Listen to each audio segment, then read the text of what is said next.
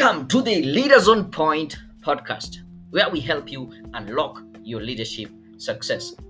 In this podcast, we will empower you with the right skills to lead with confidence, increase your influence, and become successful in your career and beyond.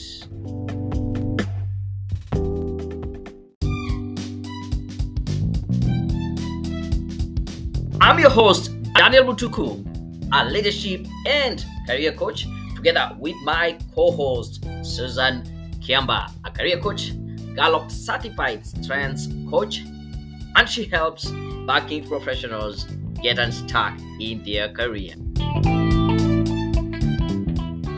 Welcome to another episode of Leaders on Point, together with my co-host, Susan. How are you doing? I'm fantastic. Amazing to be here again. Super.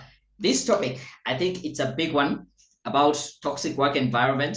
Here is a note from one of our clients, and I want us to help this person as we help all of our listeners, because I'm sure in one way or another, they have been experiencing this. So this is what they say.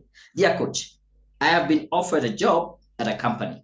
The job is giving me better pay than I am earning now. As a matter of fact, it is almost twice my current salary. After researching the company, I found some disturbing reviews about the company on Glassdoor. Many ex-employees mentioned that the company has a toxic work environment. There are unrealistic targets to be met. It's high stress environment with yelling and even verbal abuse. I wouldn't say my current company has the best culture, but this is on a whole new level. What should I do? Should I accept this job offer and hope for the best? Susan, what do you have to say? Yeah. So I have been on the receiving end of some of that yelling and some of that verbal abuse. And I can tell you, there isn't enough money that you would pay me to go through it again.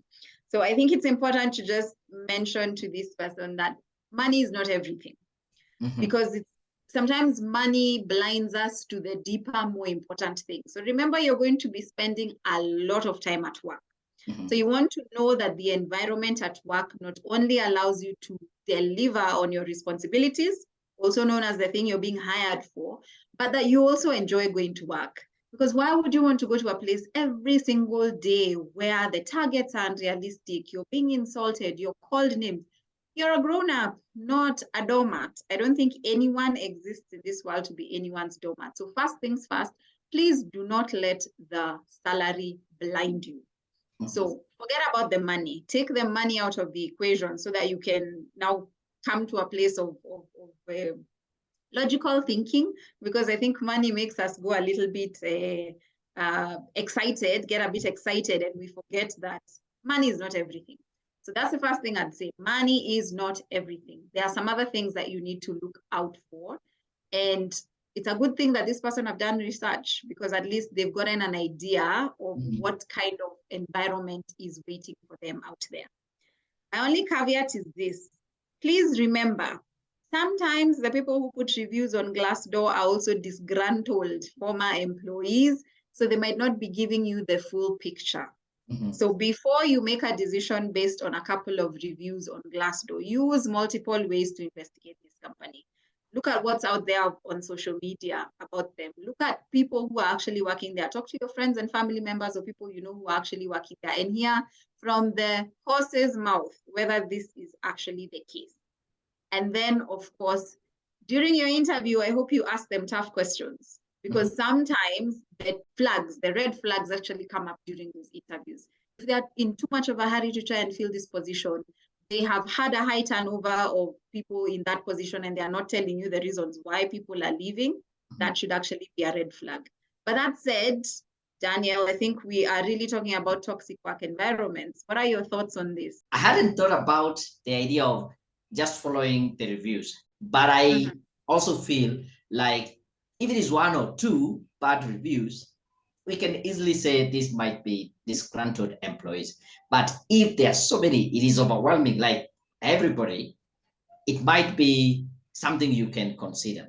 And the other thing, money is not everything. And sometimes that money is what they use to pull you in, and then mess up with everything. I have worked in a place where the leaders felt like, but we are paying you for that. And somebody feel like they can call you over the weekend, they can give you work and expect some things to be delivered by Monday. And at the back of their head is like, but we are paying you for that. So it's like they are using the money to mess up or to create this kind of toxic environment. And so if you're just following the money, you might just be in a very, find yourself in a very difficult situation. As I was looking through, coincidentally, I came across a certain post on LinkedIn, and it was just trying to highlight the toxic work environment that can damage your mental health. And just to mention just the points here, they talked about micromanagement, lack of empathy, self entitlement, lack of support, unrealistic expectation. I think they mentioned about there are some way high target, blame, and incivility. And I think when I look at some of these points, they have already been brought out in this kind of this note we got from the client. I would really say it is not worth the money. The money that you get, you won't, number one, have the time to enjoy it. And secondly, you will spend way a lot trying to recover from the mental health issues and also regaining your own self-confidence. I think before we started recording, I mentioned that as adults, we have a hard time recovering from damaged self-esteem, unlike children or teenagers. So do not put yourself in that position, hoping that the money will be what you will use to soothe yourself when things really get tough. Yeah, absolutely. There is no money in the world that anyone can pay you for mental wellness and for mental well-being. So, like just like you said, Daniel, don't be blinded. Do not be blinded by the money. And please do not accept the offer and hope for the best, because you're essentially setting yourself up for a very frustrating scenario where you might come to regret having made this decision to join this company. And sometimes leaving is harder than you think. So I'd say, please don't be blinded by the money. Listen to what is being said out there, and you've done your research. So listen to the research and make the decision that makes the most sense for you. And that should be the one that promotes your mental health. Yeah. And one of the other things that really disturbs me is especially the idea of verbal abuse. You know, there are certain ways that people might create toxic environment and hide behind maybe policies, expectations. But when it is so outrightly, the yelling, being called names, I think that is not even human, even not in a working environment, even in a social setup. I don't think I would entertain someone who is calling me names and shouting. If I can easily walk out. So it is not even allowed now. Let's talk about the work environment. So that is quite disturbing. The other thing I also mentioned just from this talk is that, yeah, you appreciate probably your work environment currently where you're at is not the best. But as you can see, this is totally on a different level, whereby I'm not in a very bad place. They pay me not badly. But here, the only good thing I'm seeing from this comment is the money. The rest, I'm not seeing anything positive. So it's not all about the money. Yeah, it's not all about the money, and sometimes the grass is not greener on the other side. So follow the breadcrumbs. There are quite a number of breadcrumbs that are telling you that that move might not be in your best interest. And I've known people who have ignored all the warning signs and chosen to believe that they're tough, they're okay, they can handle. And then less than 3 months later, they are exiting because they just cannot take it anymore. So please spare yourself some tears down the road.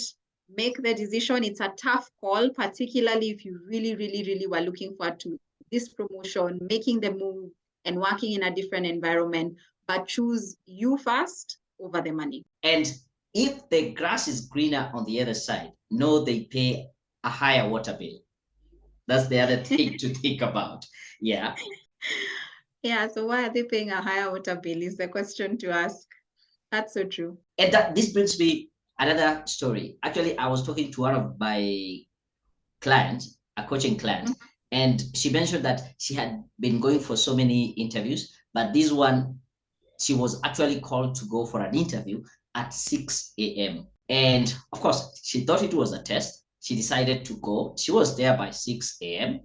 But they happened to do the interview outside the office because there were people who were already in at 6 a.m. They were having a meeting. And so since the boardroom is being used, they had their interview outside, 6 a.m., very cold. And from that kind of interview or scenario, she just said, even if I get the job, I'm not speaking it. I'm like, those are some of the red flags. If you're being invited at 6 a.m. for an interview, you're doing the interview outside in the cold, and there's some people who are already in the office at 6 a.m. Don't you expect you'll also be coming that early and such kind of, as much as I don't know what were the working hours, but as you say, there are some red flags that you just see and you say, not worth it. And my parting shot is nothing is worth the money. Think about your mental health first. Money, we have different ways of getting the money, but we have only one life and we need to preserve it and be in a position where we can go to work and still come back and serve other people that are dependent on us, our families, our friends, and not just go to work so that you get messed up and you bring the same kind of toxicity home. Well said. Also, I would ask you to check our previous episode. The first one, we talked about the imposter syndrome, how you can be able to get some ideas if you are suffering from it. And also our other episode where we talked about how to deal with a pessimistic founder or manager, especially when you are hired to do something and they are giving you a hard time doing it. Make sure you listen to that. And feel free to drop in your questions so that together with Susan, we can be able to give you some advice. The email is podcast@leadersonpoint.com. And until next time, we're out.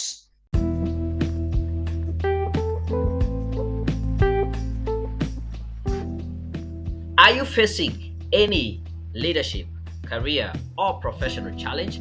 Feel free to share it with us. I, together with my expert guest, we will guide you, advise you, and share with you some of the insights that we have gathered over these years to help you overcome that challenge. Drop us an email, that is podcast@leadersonpoint.com. And as we give you advice, we will schedule it to one of our upcoming episodes. The email is podcast@leadersonpoint.com. Also, make sure you subscribe to this podcast. And until our next episode, we are out.